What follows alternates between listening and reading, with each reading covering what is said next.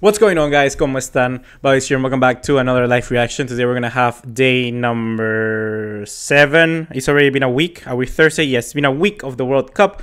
And we're starting off with Denmark versus Australia. This is probably the biggest days we've ever had in the World Cup before. And I just was so excited about France versus Peru. I took a shower, I got food ready, snacks to watch the match, and I forgot about this reaction I had to do.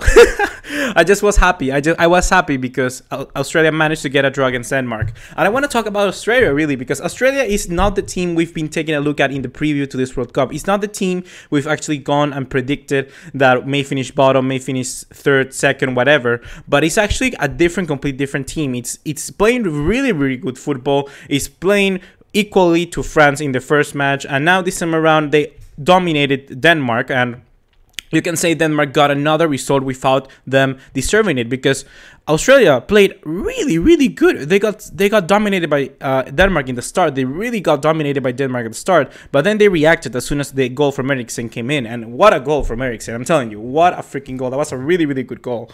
Really good goal. But I was just very surprised, to be honest, with Australia. They were playing really good football.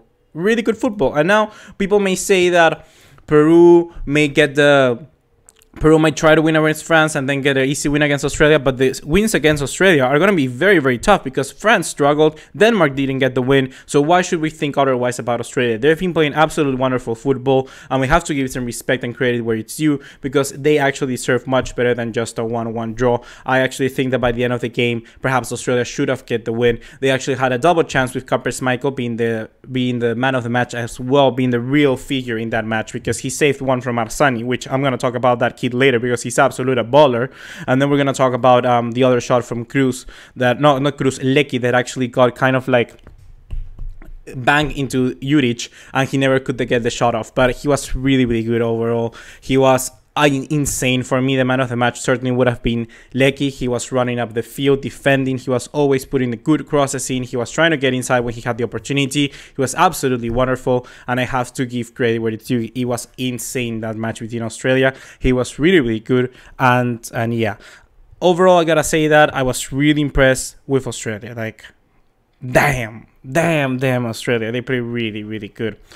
We gotta talk about some chances that perhaps some people may think are controversial. For instance, the handball of Yusuf Poulsen in the box that gave actually Australia the benefit of the doubt and actually took VAR to the spotlight and actually gave them a penalty. I think, in my opinion, it was a handball. You could see how the head of Poulsen the head of the Australian player just hit the ball, and Poulsen was jumping up with his hand like this. You cannot jump with your hand like, it's not normal to jump. People may say, what do you want him to do? Can you just put it down? But you can do the same movement of hitting the ball, like to try and defend it the other way without raising your hand like that, you know? The same thing like Umtiti did the other day against Australia, same, because Umtiti jumped to try and head it off, but he had his hand up and it bounced off his hand as well. So you can avoid that kind of situations. You really can avoid having your hand up like this, you know? So overall, Denmark, I'm kind of like underwhelmed with Denmark, but also impressed because they've managed to play like Real Madrid, where they don't play as good football as we would have liked. You see Eriksen having the real spotlight. After that goal, Eriksen completely like went silent, really went silent. And there's not too much we can mention about that, because after that they got the win against Peru, that you know how I feel about that, and then we have the draw against Australia. So they're getting 4 points without playing the better football, and Denmark are just one example of how stuff needs to get done. So good job about Denmark doing that. And just imagine perhaps Denmark going through now, because they have 4 points on the back. They don't have to play another match, and it's all going to be between goal difference by the end. So now Denmark, if I'm not wrong, has a +1 goal difference. Australia has a -1. Peru has a -1. And France has a +1. So it's like really tight at the top. It's really tight. Now Denmark are currently first. France against Peru, we will see. Hopefully we can get a draw. And that would actually put France also to +1. And then we'll see Peru versus Denmark. And Peru should try and get there at least 2 goals against Australia, or even 3 if they want to progress. So it's going to be very intense depending on what happens between now and the end of the group. It's really tight. It's really tight because this draw actually blows it wide open, and we can see blowing it wide open if Peru also gets a result. This is going to be a group that goes down to the wire, and I think the same about groups like Group D, where we see Croatia, Argentina, Iceland, and Nigeria. I think that's also going to be very, very tight. The same with Mexico, Germany, and Sweden. All those groups are going to be very, very tight. So overall, I just gotta say that I'm really, really impressed with this Australia team. They played really, really good, and I just thought that at the start I was saying like Australia, like I was voting for Australia obviously because Australia needed to get the result against Denmark for Peru to have a chance and still keep breathing in this game. So the main thing I just went in was thinking, Australia, come on, get the win, please.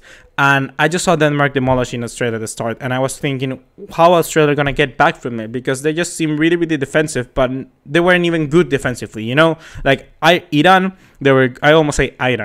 Iran were really good defensively, but they were defensively, but they were good at it. We had the same thing like Iceland were defensive, but they were good at it. Australia were defensive, but they weren't good at it. So I was like really worried because I thought they were going to be another goal, but soon they wake up. And the best Australia team thus far is when they're having the ball, when they are attacking, because when they're playing defensively, they don't work. They should just try and keep that philosophy of playing the ball. Against Peru, they should try that, because if they want to progress, they need to get the goal and they need to get the win against Peru no matter what. And in that sense, I think that Australia certainly are alive and they keep breathing because they have that ability to touch the ball really, really nicely. Their center backs, their right wingers, the cam, everyone has the ability to play the ball. So I'm really impressed with this Australia team, and I really have to give credit where it's due because they've actually put on very good performance against Denmark. And I think that given their performances then, and we'll see about Peru and even against Australia, maybe saying that they deserve to go through. So it's all going to go down to the wire. Imagine if we, after goal difference, but the thing is that, for instance, Peru and Australia, only one of them can go through, and then France, Denmark, also one of them can go through. So that's really sad. I would have liked to see Australia and Peru go through after this match because it's insane how Australia really, really deserves it. So hopefully, guys, you have enjoyed this video. Please remember to drop us a like and leave us a subscribe. I'll be following this next up in 3 hours time with the game between France and Peru. So keep waiting on that, and you're gonna get a good reaction out of me for that if we get a result. So see you in the next one. Take care. Ciao.